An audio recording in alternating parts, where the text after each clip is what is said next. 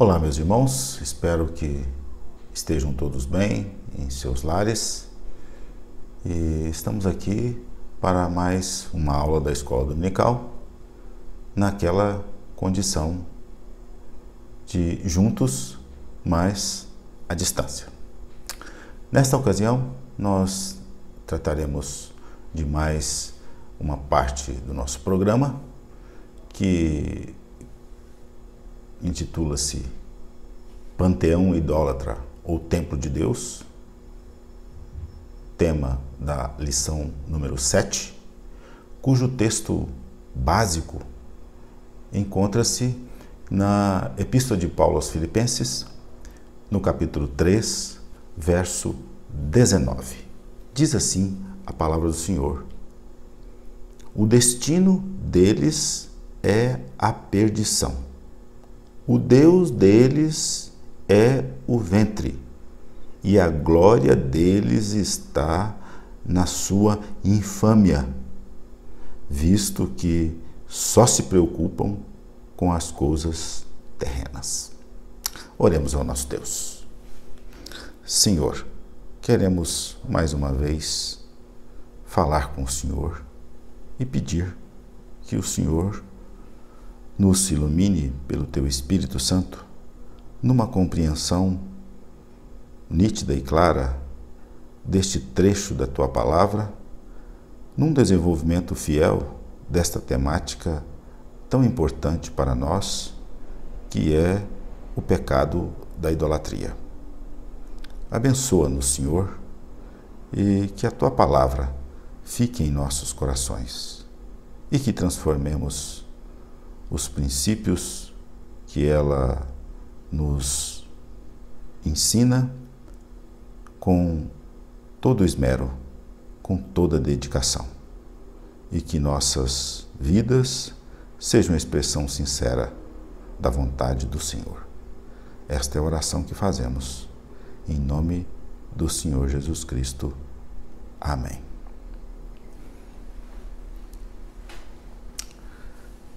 Nós somos criaturas religiosas.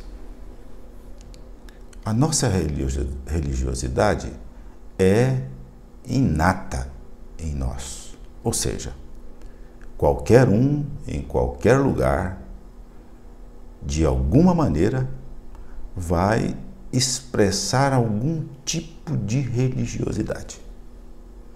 E é exatamente na expressão dessa religiosidade é que esta lição será desenvolvida.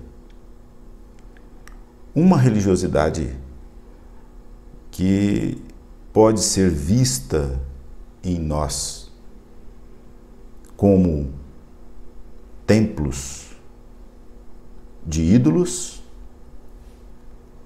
de deuses, ou uma religiosidade que pode ser vista em nós como templo do Deus único, vivo e verdadeiro. E para tratar desta temática, a Epístola de Paulo aos Filipenses é deveras oportuna. Principalmente este trecho que encontramos no verso 19.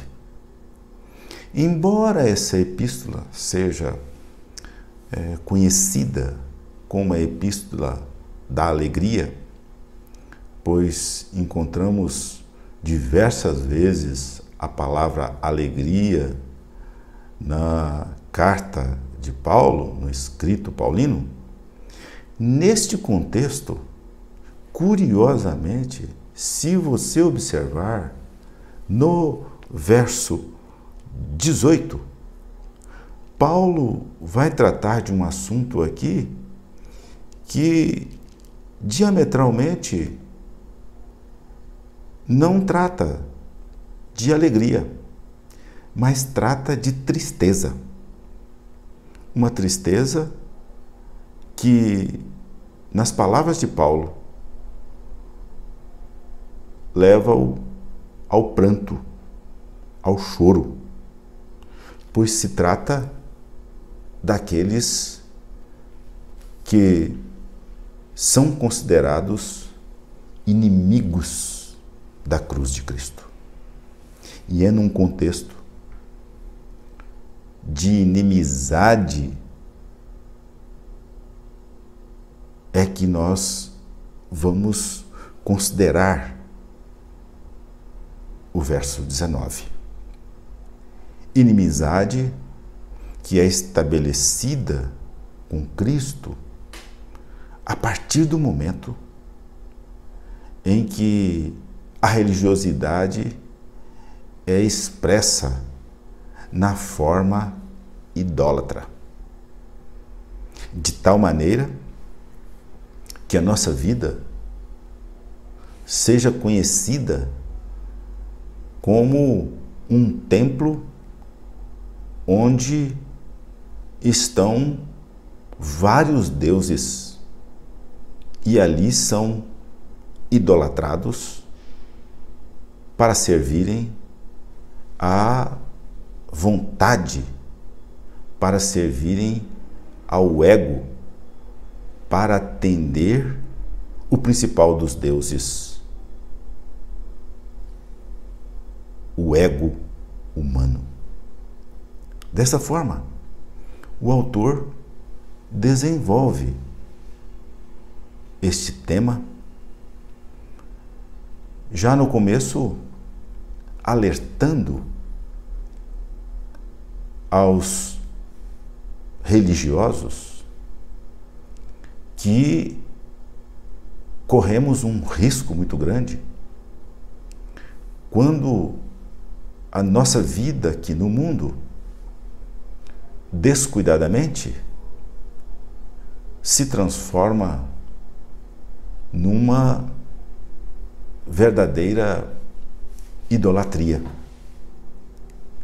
E isto ele faz considerando que esta epístola de Paulo aos Filipenses tratava de casos de idolatria dentro da igreja, em alguns daqueles que faziam parte da comunhão, em alguns que eram conhecidos como cristãos. Com isto, nós compreendemos que não é difícil encontrarmos nos nossos dias homens e mulheres e jovens e adolescentes que afirmam ser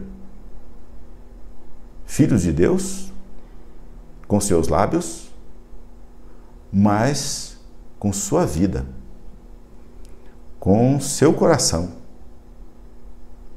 serve a ídolos que, somados, atendem aos anseios do seu próprio ego.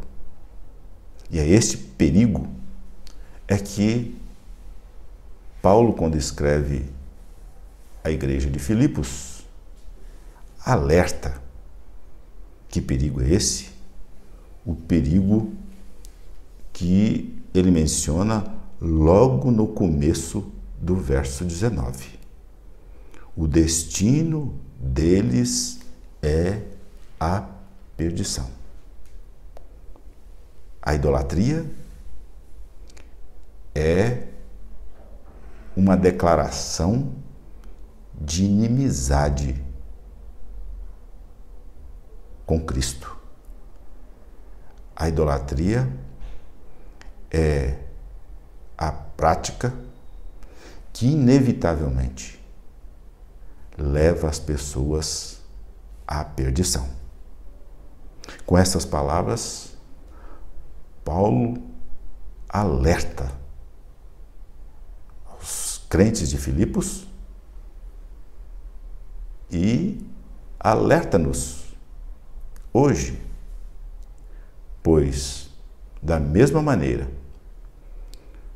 que na igreja de Filipos havia dentre os crentes aqueles idólatras que eram inimigos de Cristo, é possível que em nossa vida seja encontrada as marcas desses inimigos de Cristo, cujo destino é a perdição. Mas vejamos, depois desse alerta, o que caracteriza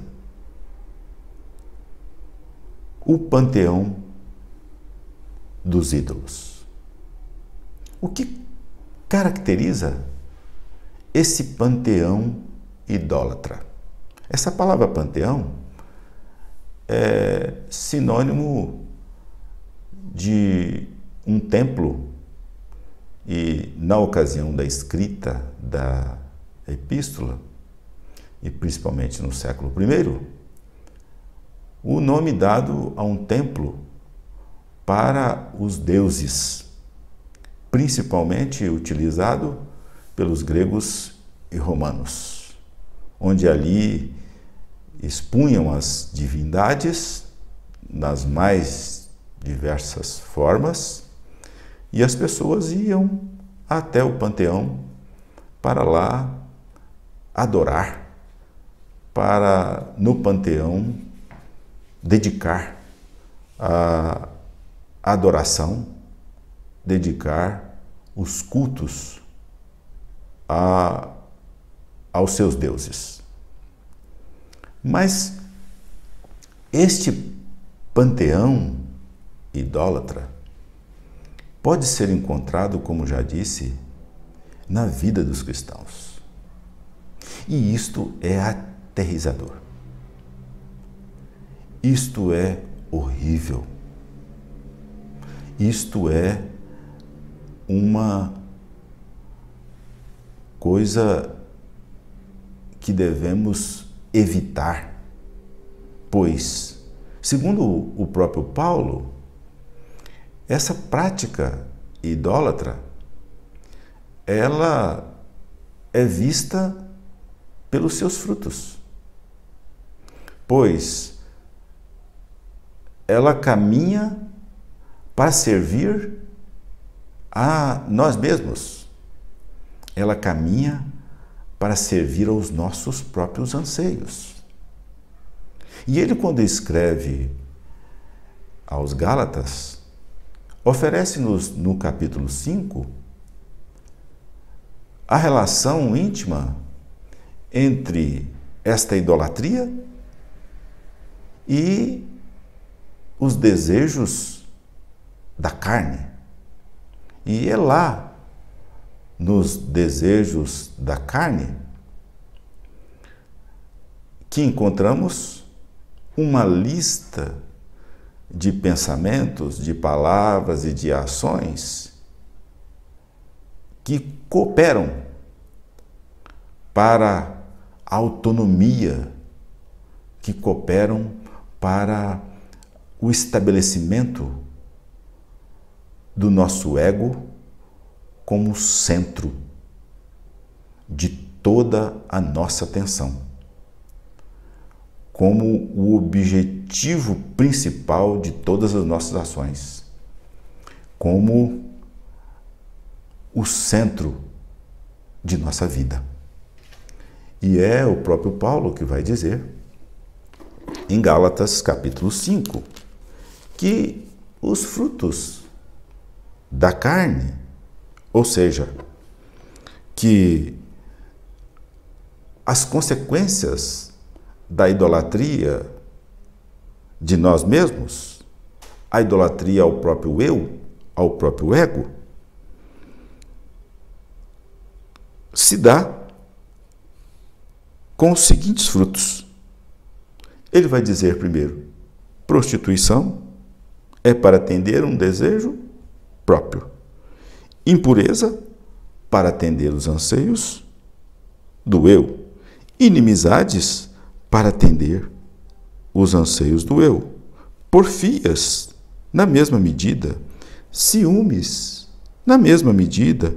Iras, discórdias, dissensões, facções, tudo em defesa e em busca de um atendimento das necessidades e dos desejos do eu.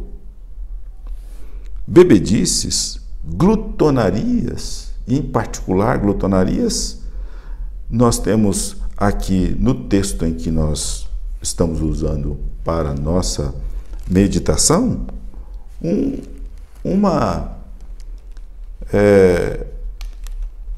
afirmação que aponta para a glutonaria como um desejo de atendimento do próprio ventre, ou seja, atender aos apetites. E esses apetites são pecaminosos porque são maléficos ao corpo e, portanto, não deve fazer parte de nossa idolatria os nossos desejos incontroláveis pelo alimento e, mais precisamente, por uma quantidade além daquilo que nós precisamos para atender às nossas necessidades físicas. Os nossos desejos pelo que comer, quando comer, quanto comer, o que comer, deve ser na medida das nossas necessidades e jamais movidos por desejos que estabelecem objetivos que não são da sustentação, que não são do atendimento das nossas necessidades físicas. Glutonarias e coisas semelhantes a estas, de tal maneira que estes pecados, que essas práticas são um resultado de um desejo incontrolável para atender aos anseios do nosso próprio ego. Isto é idolatria. Isto é idolatria. E o texto de Paulo aos crentes de Filipos aponta ainda para um segundo problema que se dá com essa idolatria ao ego, ao eu, que é praticar todas essas ações, esses pensamentos que prejudicam nosso testemunho, nossa fama e ainda nos gloriarmos da nossa vida pregressa, nos gloriarmos dos nossos pecados, como se fosse alguma vantagem ser um homem, uma mulher, ou um jovem, uma criança que tem prazer na sensualidade, na prostituição, na impureza do modo geral, na lascívia, na idolatria, nas feitiçarias, nas inimizades, nas porfias, nos ciúmes, nas iras, nas discórdias, nas dissensões, nas facções, nas invejas, nas bebedices e nas glutonarias, ou coisas semelhantes? não podemos ter alegria por participar dessas práticas. Não podemos ter alegria nessas obras. Mas o idólatra, o inimigo de Cristo, diz Paulo quando escreve aos crentes de Filipos: a glória deles está na sua infâmia. A glória deles está em fazer o que é uma declaração da inimizade da cruz de Cristo. E assim, Paulo mostra aqui aos crentes de Filipos: cuidado, pois isso pode estar no meio de vocês. E se isto existir no meio de vocês, o motivo é de tristeza, o motivo é de choro, porque aqueles que vivem idolatrando essas coisas e convergindo todas elas para o maior dos ídolos, que é o seu próprio eu, o seu próprio ego, estas pessoas estão fadadas a um destino cruel. Que destino é esse? A perdição. Mas a nossa lição não para por aqui. Se você observar, ela, depois de um oportuno alerta e de uma descrição do que é expressar nossa religiosidade, fazendo-nos um panteão idólatra, revelando-nos como um templo idólatra neste mundo, com os deuses convergidos para servir o maioral, que é o nosso próprio ego, nós veremos em seguida o templo de Deus. E esse templo de Deus é também conhecido na Escritura Sagrada como o templo do Espírito de Deus, onde Deus habita em espírito. E esse templo é aquele que é esperado por Deus. Este templo é aquele em que Deus tem prazer nele. É a forma que Deus espera que expressemos nossa religiosidade, de maneira que o mundo veja que somos um lugar onde Deus habita, onde o seu Espírito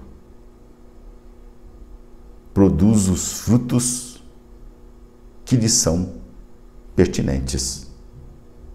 E é o mesmo Paulo que falou acerca das obras da carne, que reunidas todas convergem para o principal ídolo chamado de ego ou de eu. Aqui nós temos o mesmo Paulo oferecendo-nos uma lista de ações, uma lista de frutos que são esperados com a habitação de Deus em nós, que podem ser descritos como o amor, como a alegria, a paz, a longanimidade, a benignidade, a bondade, a fidelidade, mansidão e, por fim, o domínio próprio. Ou seja, a habilidade de controlar a nossa vontade. E isto vem falar ao ídolo dos inimigos da cruz de Cristo, que tem o ventre, os desejos como seu Deus, que tem a glória pela obra da carne como o seu maior troféu. Mas Paulo vem nos mostrar que esses frutos do Espírito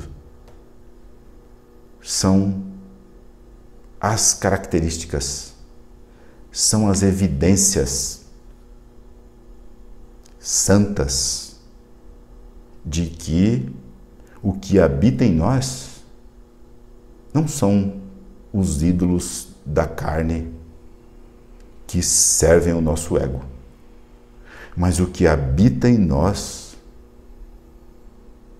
são os frutos do Espírito Santo de Deus. O que nós mostramos na nossa vida, na nossa religiosidade, para atender não os nossos anseios, mas para atender ao Deus que reina em nós, o Deus que faz em nós morada. Vivemos a frutificar o amor, a alegria, a paz, a longanimidade, a benignidade, frutificar a bondade, a fidelidade para Deus, a mansidão para Deus, o domínio próprio para a glória de Deus. E todos esses frutos do Espírito devem ser encontrados em nossa religiosidade, como a expressão bíblica esperada por Deus naquele em que Deus habita, naquele em que Deus mora, naquele coração que está cheio do Espírito Santo de Deus. Amados irmãos e irmãs, precisamos atentar para esta orientação das Escrituras. Precisamos verificar se o nosso coração, se a nossa religiosidade é hoje um panteão de ídolos ou se é hoje um templo do Espírito de Deus. E nesta direção, depois de alertados, conscientizados do que é um panteão pagão e também relembrados do que é um templo do Espírito Santo de Deus, saibamos que, para concluir, a vida dos filhos de Deus não pode expressar outra realidade senão a realidade que é um templo do Espírito de Deus. A vida dos inimigos de Cristo é um panteão de ídolos, é um templo de ídolos para servir o maioral deles, que é o seu próprio eu. O destino desses inimigos de Cristo é a perdição. Mas pela graça de Deus, em Cristo Jesus, o nosso Salvador, aquele que pagou um alto preço pela nossa vida eterna, o destino desses filhos de Deus não é outro senão a vida eterna com Deus. Assim, amado irmão e irmã, saiba que precisamos responder a uma questão que não quer calar. Seu coração é um templo de ídolos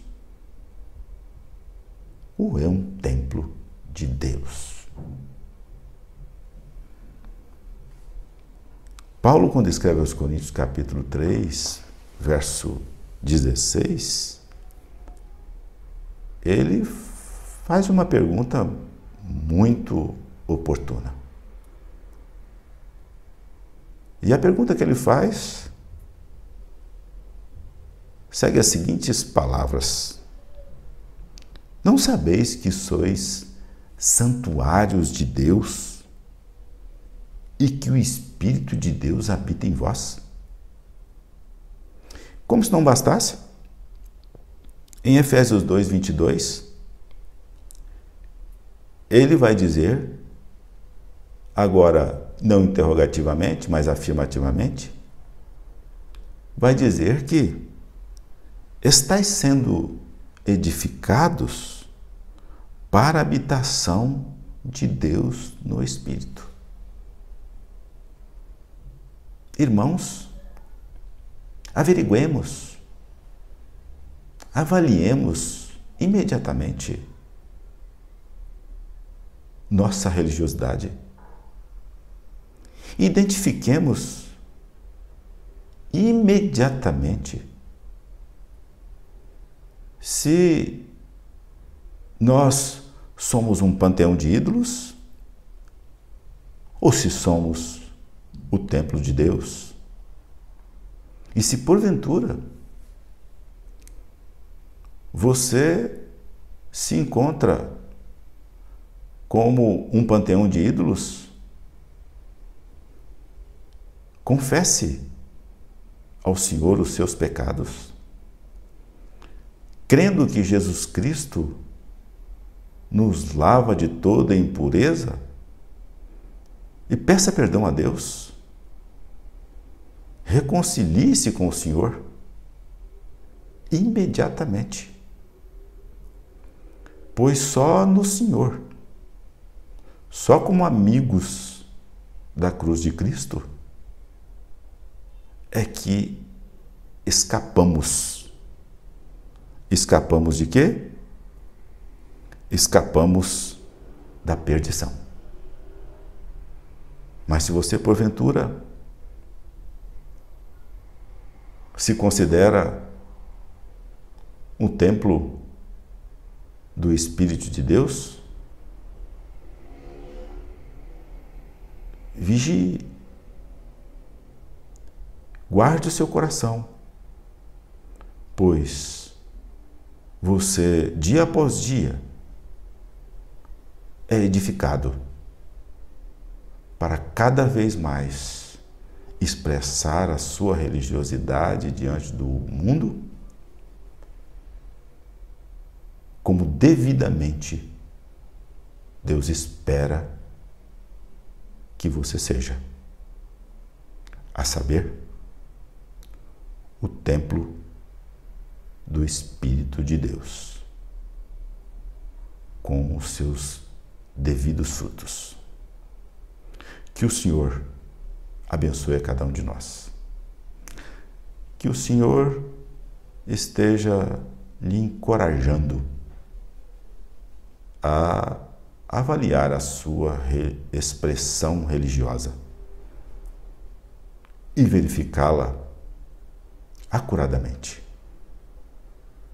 para que sua vida neste mundo seja dia após dia uma expressão plena da vontade daquele que nos criou, nos salvou na pessoa do seu Filho Jesus Cristo e tem cuidado de nós e cuidará até aquele dia que Ele tem preparado para nos chamar para si ou para voltar e nos buscar para morar num novo céu, numa nova terra que Ele tem preparado para todos os seus amigos, para todos os seus filhos. Que o Senhor nos abençoe, que o Senhor nos guarde da idolatria e nos faça neste mundo a expressão, a imagem e semelhança daquele que nos criou, que nos tirou da perdição para a sua maravilhosa salvação. Tenha um bom domingo e que este dia do Senhor seja bem aproveitado para avaliar nossa expressão religiosa. Até mais, se o Senhor quiser. Que Deus os abençoe. Amém.